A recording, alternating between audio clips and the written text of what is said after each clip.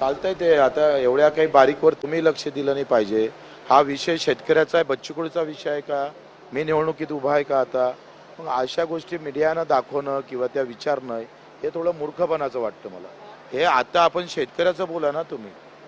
तू लहान आहे, तू हे समजून घे का आता विषय शेतकऱ्याचा आहे आणि माझं लग्न कसं झालं हे विचारण्यात अर्थ आहे का? धार कोणी म्हटल्यानं कमी होत नसतं, लक्षात घ्या. धारदार माणसं उभे राहिले का धार निर्माण होत असते.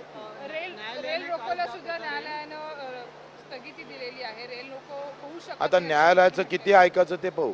न्यायालयाने काल ज्या प्रकारे इंटरफेअर केलं, अनेक वेगवेगळे मुद्दे देखील आहेत महाराष्ट्रामध्ये. काय वाटतं न्यायालयाने सगळ्याच मुद्द्यावर इंटरफेअर करायला हवं? काय न्यायालयाने इतर अनेक गोष्टी म्हणजे शेतकऱ्यांची आत्महत्या यासारख्या गोष्टी आहेत. हा, मग न्यायालयाचं आमचं काय मत आहे? आम्ही न्यायालयाचा अवमान करू इच्छित नाही, पण एका बातमीवर तुम्ही आम्हाला एका दिवसात सगळ्या गोष्टी घेतल्या, आम्हाला सांगितलं नाही, विचारलं नाही, आमचा कॉल घेतला नाही आणि तुम्ही लगेच निर्णय घेताय, तर हे चुकीचं वाटतं.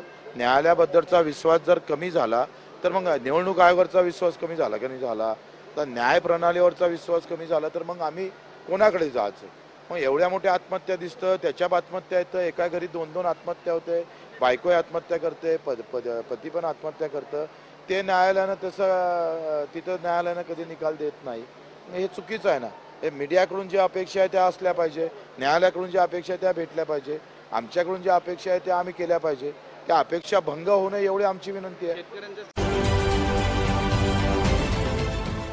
देश विदेशातील प्रत्येक घडामोडींचे लाईव्ह अपडेट मिळवण्यासाठी आता साम टीव्हीच्या सर्व सोशल मीडिया प्लॅटफॉर्मला लाईक, फॉलो आणि सबस्क्राईब करा. तसंच सर्व नोटिफिकेशनसाठी बेल आयकॉन प्रेस करायला विसरू नका.